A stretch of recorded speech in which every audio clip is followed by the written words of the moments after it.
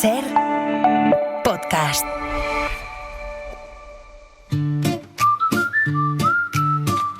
En la cadena SER. Código de barras.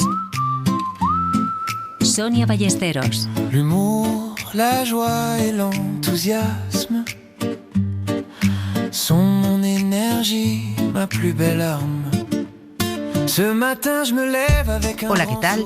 Hoy nos vamos a acercar a una estación de ITV para saber en qué consiste paso a paso la inspección técnica de vehículos. Queremos saber por qué es importante no solo pasarla, sino también hacerlo cuando toca, más aún en un país en el que la edad media del parque automovilístico supera los 14 años y aquí, cuanto más viejo es el vehículo, menos nos gastamos en mantenerlo. Hay un dato que debemos tener en cuenta. Cuando un vehículo no está en buen estado, se multiplica por 5 la mortalidad en caso de accidente. l'humour, la joie et l'enthousiasme. Y con un auténtico experto encargado de desmontar mentiras, hablaremos del consumo que más rechazo provoca entre los españoles, o eso decimos. Los bulos triunfan porque están diseñados para captar nuestra atención, despertar emociones y reforzar las ideas y creencias de quienes lo reciben. Nada queda al azar. Un pas après l'autre sur le trottoir. Je peins de la couleur sur le noir. Un bon mot, un clin d'œil, un regard. Rien de bien bizarre. Acabamos hablando de pistachos y no hace falta que nos vayamos muy lejos. Visitamos una finca en Castilla-La Mancha, donde se cultiva este fruto seco que, además de un snack, ha entrado de lleno en nuestras cocinas.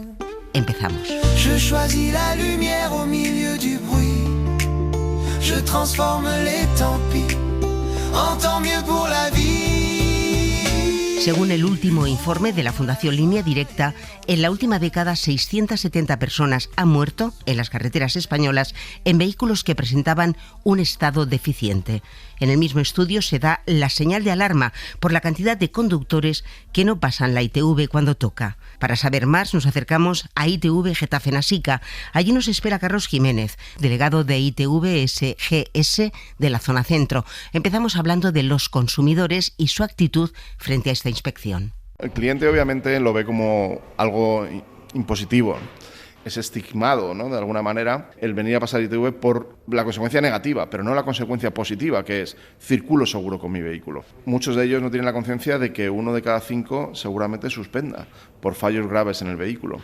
Y suspender no significa que te den una mala noticia, sino, además de la mala noticia, es el tiempo que tienes que dedicar para volver a pasar ITV y, en muchos casos, el dinero que tienes que invertir para ello. Pero la necesidad es clarísima, porque eso redunda directamente proporcional al número de accidentes y a la seguridad vial. Otro dato que no ayuda es la edad de los vehículos que circulan por nuestras carreteras. 14 años y medio, muy por encima de otros países de nuestro entorno. Claramente yo creo que es una cuestión económica y también cultural, del coche, de llevar el coche a amortización total hasta que ya me digan que no puedo circular con él.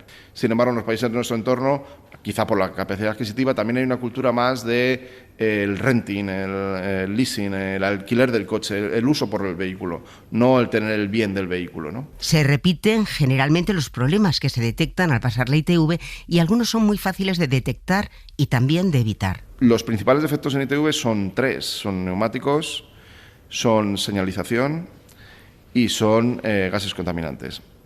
Quizá este último es el más difícil, digamos, de diagnosticar por nuestra parte. Pero los dos primeros son fácilmente, en el 90% de los casos son fácilmente, porque es simplemente ver las luces, pararte en un sitio, encender las luces delanteras, traseras, si funcionan los intermitentes, y no hay esa cultura, ¿no? En cuanto a los neumáticos, pues hay poca cultura de mirarlos. No solo de ver el estado, sino también de las presiones del neumático, que son vitales. Y es una revisión de 1 minuto. El neumático habla del mantenimiento del vehículo y es el elemento que quizás menos miramos y el más fácil, digamos, de observar. Se calcula que los que no la pasan, me dice Carlos Jiménez, son un 5% y nos centramos en los que la pasan tarde. 3 de cada 10 vehículos se considera no que no pasa la ITV, sino que la pasa tarde. ¿Por qué no pasan? O el vehículo lo utilizan poco, o que el vehículo saben perfectamente que no está mantenido, pero ¿está claro que ahora mismo si hiciéramos una foto 7 vehículos solo estarían con la ITV en vigor? Sí. Esto es especialmente grave en vehículos de uso diario. Todo lo que sea revisado o posponer esa revisión es un riesgo potencial.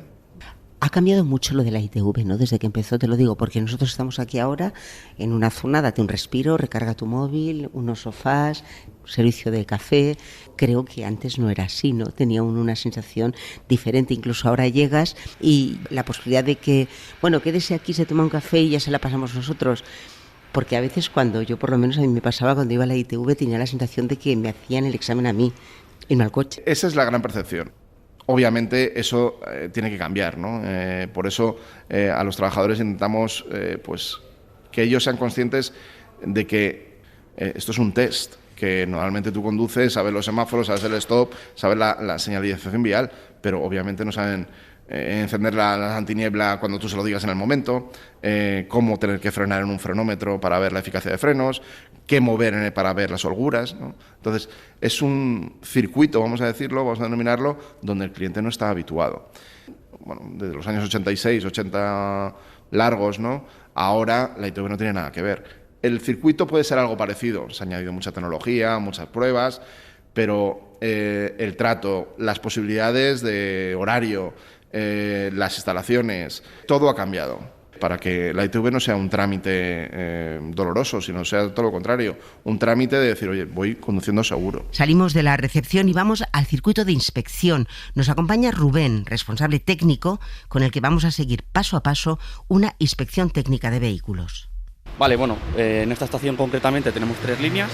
2 están dedicadas especialmente a turismos y luego tenemos una que es más grande para vehículos más pesados.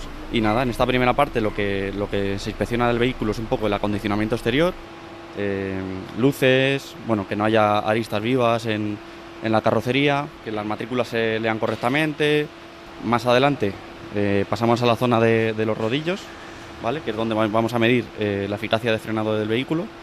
¿Esto es eso que te dicen que aprietes el freno y todo? Sí, vamos a seguir la pantallita y el compañero nos va a indicar dónde tenemos que mantener la frenada y luego cuando ya se haya medido la ovalidad, que es lo primero que medimos, que eso es... ¿Qué es la ovalidad?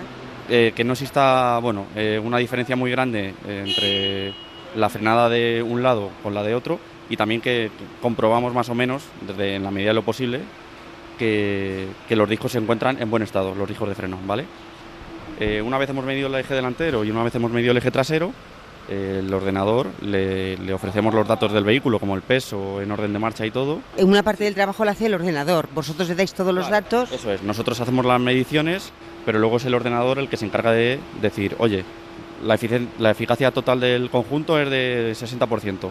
Aquí lo que se trata es de ser imparciales, entonces este tipo de datos, cuanto más lejos puedan estar de la opinión personal o del carácter subjetivo de una persona, mejor, ¿no? ¿El estado de las ruedas lo miráis también? Sí, se mira completamente. El estado, en el mismo eje que conocida, que no lleves aquí una de Michelin y en el otro lado lleves una de Hankook. ¿No se pueden llevar de marcas distintas? Se pueden llevar de marcas distintas entre ejes, pero que en el mismo eje no sean similares, rompe la simetría del vehículo, ¿vale? Entonces, de cara a una frenada o cualquier situación en la vía, estamos teniendo, por así decir, un vehículo en un lado y un vehículo en otro, porque mi coche no va a ser completamente simétrico. ¿Miráis también el desgaste de las ruedas? Exacto. Sí. ¿Cómo se mide el desgaste? ¿Simplemente es visual? Bueno, es visual, pero si vemos que está ya como muy cerca del límite, ya utilizamos una galga métrica para ver si cumple con el mínimo, que me parece que es 1,6 milímetros. Dime. Ahora, no, que estoy viendo que está girando la rueda sobre estos rodillos. El rodillo funcionando, efectivamente. Esto es el frenado. Eso es, correcto.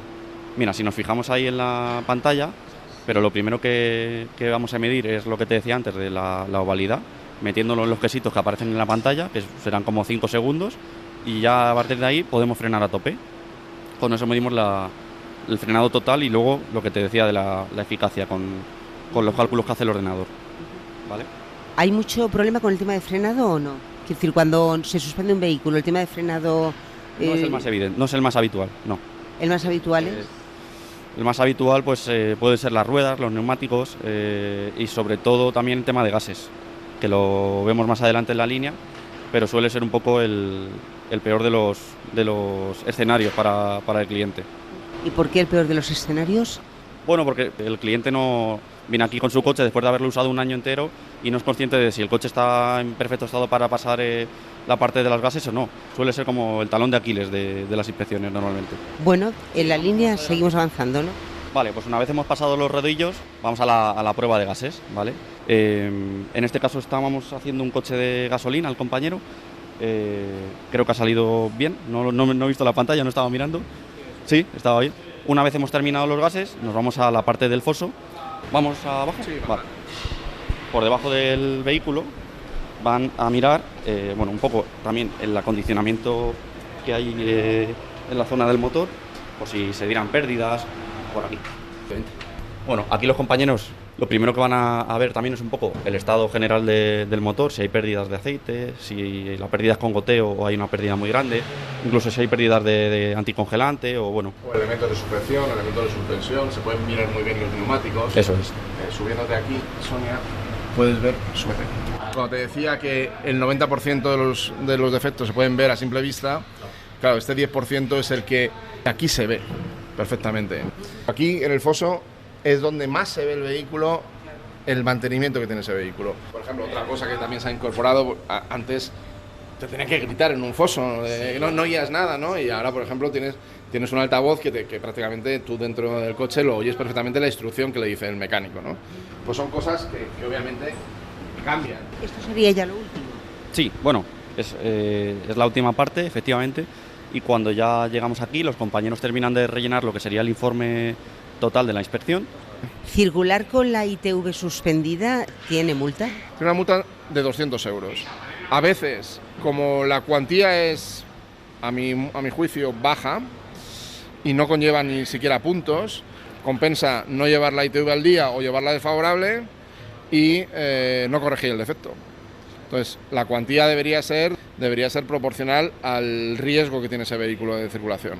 Rubén, aquí me imagino que de vez en cuando hay suspensos. Sí. ¿Cómo reaccionan los clientes? Te diría que en un 95% de los casos, bien.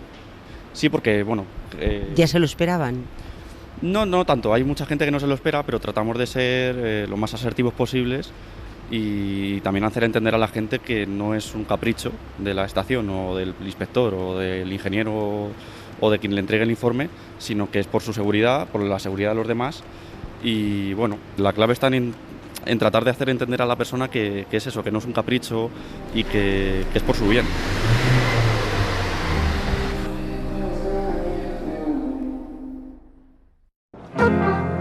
Código de barras. El consumo con buena música. I could be the twist, the one to make you stop. The icing on your cake, the cherry on the top. It's heaven in my heart and we could find you some space.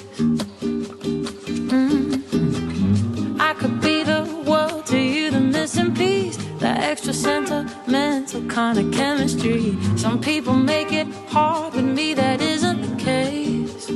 'Cause I think it's so easy to fall in love. So come give me a call and we'll fall into us. And the perfect mix of Saturday night and the rest of your life. Anyone with a heart would agree. It's so easy to fall in love with. Cada vez consumimos más desinformación, bulos, mentiras, fakes. Las llamemos como las llamemos, lo cierto es que circulan en grandes cantidades y a gran velocidad. No son errores, son falsedades construidas de forma intencionada.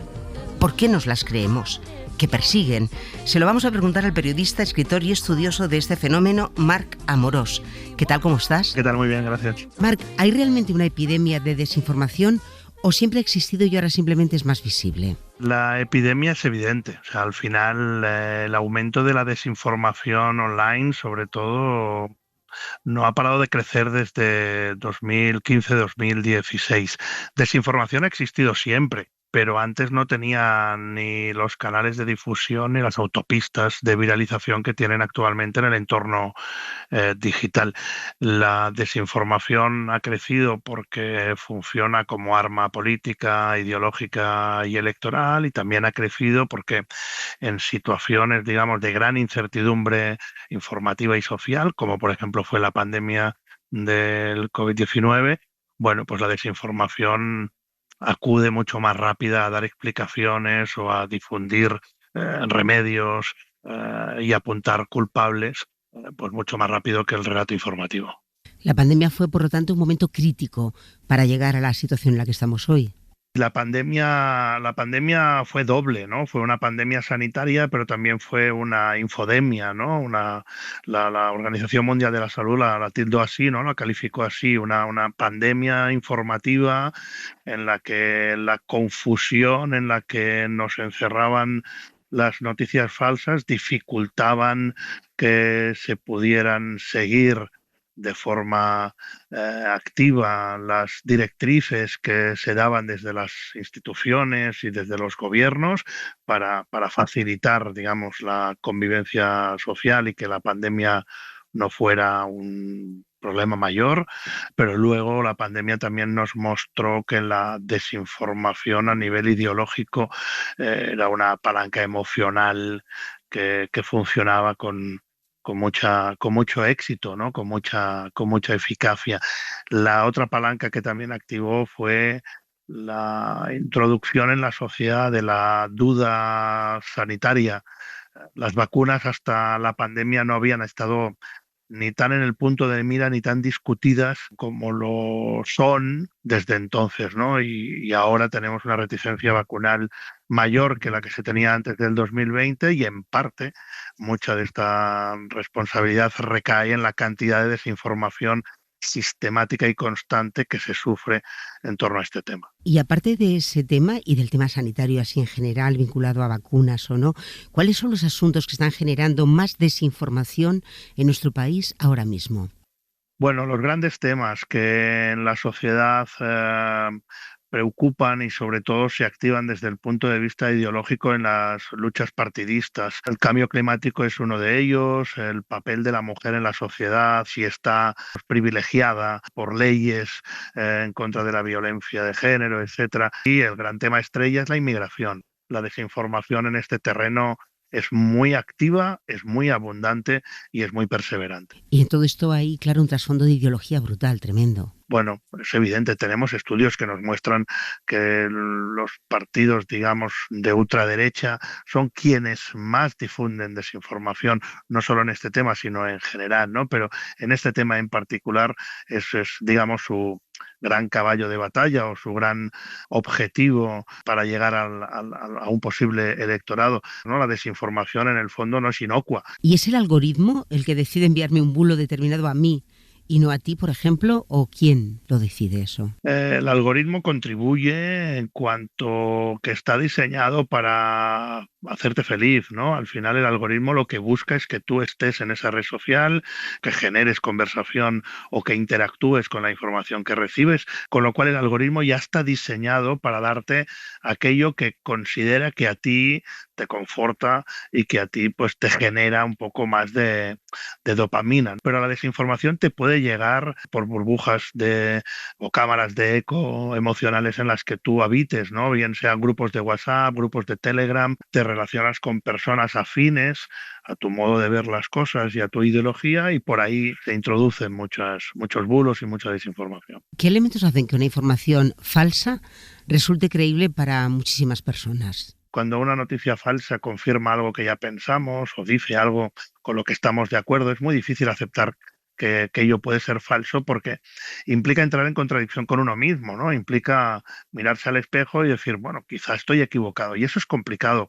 Decidimos qué noticia puede ser real o falsa muy rápidamente, leemos poco, solo el titular, con suerte, y todo esto lo hacemos en un entorno de sobrecarga informativa. Bueno, todo esto lo que hace es eliminar barreras de pensamiento crítico y permiten que la desinformación pues vaya no solo entrando en el circuito, que eso ya está, sino que nosotros las validamos, las compartimos, vamos expandiendo el bulo. Pero si yo no quiero contribuir a ello y si lo que quiero es detectar si una información es sospechosa, hay señales que me puedan alertar de atención, que igual esto no es tan cierto como puedes llegar a creer o a pensar. Sí, habría algunas palancas o algunas alertas que podrían activarse en uno mismo cuando consume información. La primera es la emocional, ¿no? Cuando una información se presenta como una gran revelación, una información que estaba oculta, que hay unos intereses ocultos, o esa información que rápidamente confirma algo que nosotros pensamos, bueno, pues convendría revisarla. En cualquier caso, todos somos susceptibles de caer en una de esas desinformaciones. ¿Tú has creído alguna vez? ¿Tú te has creído algo y luego has comprobado que era mentira? Yo tengo un callo bastante desarrollado, llevo ya años analizando este fenómeno, con lo cual soy bastante poco crédulo. Pero es que estamos llegando a situaciones en las que la inteligencia artificial está perfeccionando mucho la creación de desinformación, y ahora ya empezamos a tener problemas para detectar a simple vista una información falsa, sobre todo las creadas y generadas por vídeo con inteligencia artificial. Yo siempre cuento que las noticias son falsas, pero sus consecuencias son reales. La información nos tiene que ayudar a tomar decisiones acertadas. Cuando uno acude a la información y esa información le confunde, o esa información está llena de bulos, su toma de decisiones puede verse adulterada por este engaño. Marc Amorós, un analizador de la desinformación, muchísimas gracias por haberte pasado por Código de Barras. Un abrazo, buenos días. Código de Barras. El consumo, como no te lo han contado. Life is like a battle. One that I can't win. I'm swimming against the current. I'm running against the wind. Aunque con el calor parece que apetece menos, durante el Mundial aumentó el consumo de frutos secos, y es que son los snacks favoritos para acompañar las retransmisiones deportivas. Hoy vamos a hablar del pistacho que consumimos al natural, pero también en helado, dulces, salsas y ensaladas. Para que llegue a la mesa primero hay que cultivarlo. Así que me he acercado hasta una finca en la provincia de Toledo, donde me esperaba Raúl Pollato, que empezó a trabajar con estos árboles hace más de 20 años. Una vez conoció los pistacheros, decidió no abandonarlos. Y yo fue un amor a primera vista. Cuando vi el pistacho allí plantado, yo pensaba que eso era un matorral. Y cuando vi estos árboles estaban bonitos y tal cual, vi el pistacho y digo, me llamó mucho la atención, visualmente me llamó mucho la atención. Y ya a partir de ahí, pues, ahí empecé a desarrollar, y ya cuando me junté con Carlos, que nos conocimos en el año 2010, en un máster que hice yo aquí en Madrid, de regadío. Tuvimos muy buen feeling y hasta hoy. ¿Tú, Raúl, qué formación tienes? Yo soy ingeniero técnico agrícola, en explotación agropecuaria. ¿Dónde estamos exactamente ahora? Esto es el Carpio de Tajo, ¿vale? Estamos en la provincia de Toledo. Estas tierras eran antiguamente pues de secano, entre comillas, de cereal y cultivo herbáceo, ¿vale? Nosotros empezamos a plantar aquí en el año 2019. Ya todo el paisaje se está transformando, si lo puedes observar. Todo esto era cereal y cultivo herbáceo. Yo de camino aquí lo que he visto es mucho olivo, mucho olivar. También. Olivar, almendro y pistacho. Y había algo de nogal, pero cada vez se está apostando más por este cultivo, por el pistacho. ¿Y por qué? Yo pienso que es una alternativa. Más que una alternativa, a un cultivo complementario. Es decir, no sustituye al almendro, no sustituye al olivo, puesto que su periodo, tanto vegetativo como de recolección o de cosecha, es diferente. O sea, se puede ir complementando. Entonces, pues bueno, se habla que el pistacho, pues aparte del valor añadido que tiene, en rentabilidad, haciendo las cosas medianamente bien, o mejor dicho, no haciendo las cosas mal, pues es bastante interesante. Vamos a acercarnos a uno de estos árboles.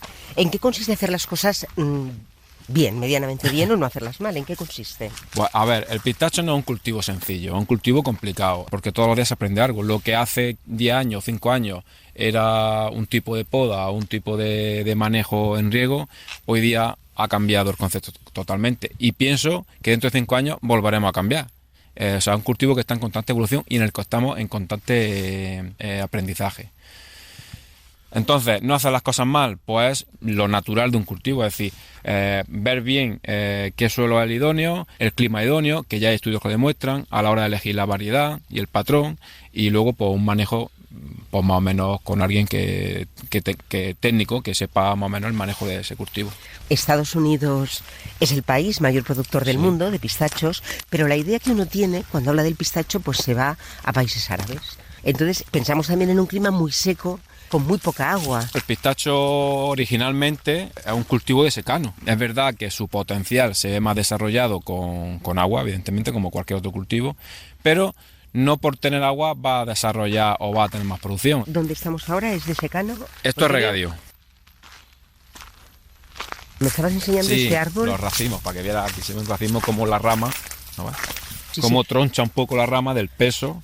¿Eres capaz de describirme el árbol y los racimos? A ver, la curiosidad que mucha gente más le llama la atención del pistacho es que es un árbol que presenta dioecia. ¿Eso qué significa? Que un árbol es macho o masculino y otros árboles son femeninos.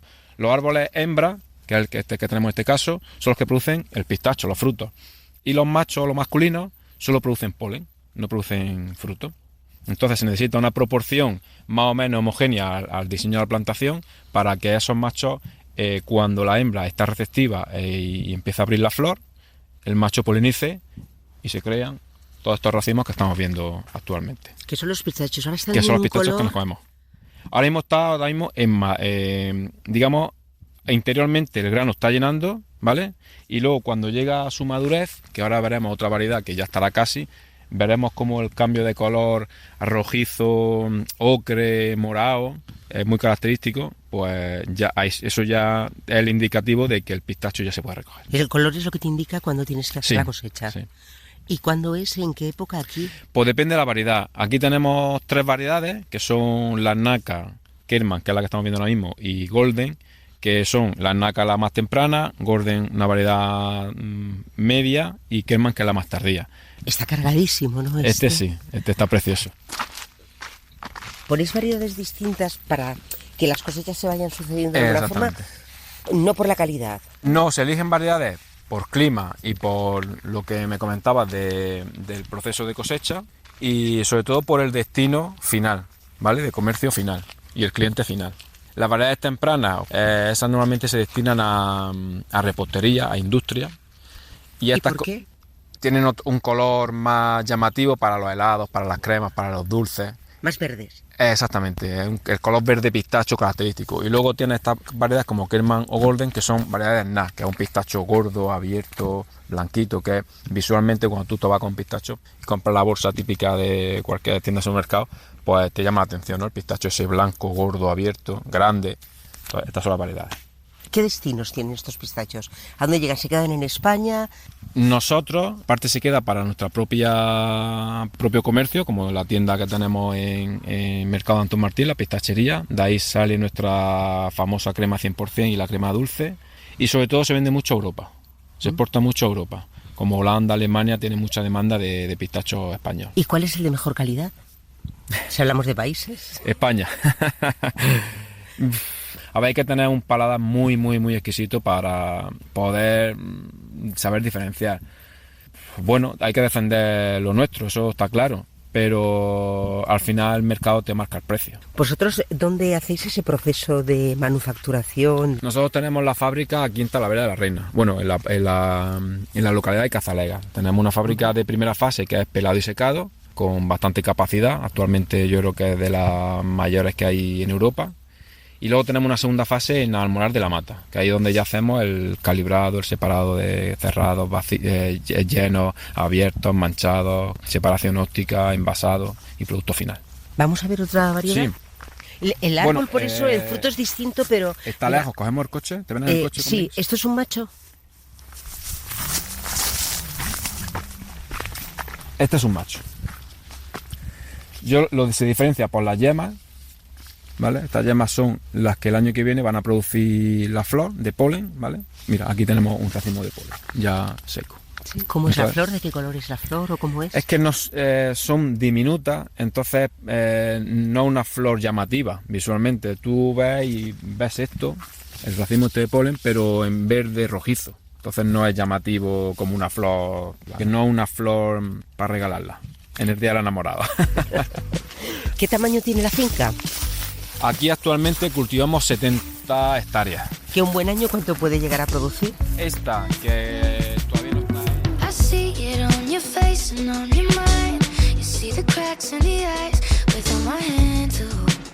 Llegamos al final de este Código de Barras que ha sido posible por el montaje y la selección musical de María Jesús Rodríguez. Nos vamos. Pasarlo bien. Sonia Ballesteros. Para no perderte ningún episodio, síguenos en la aplicación o la web de la SER, Podium Podcast o tu plataforma de audio favorita.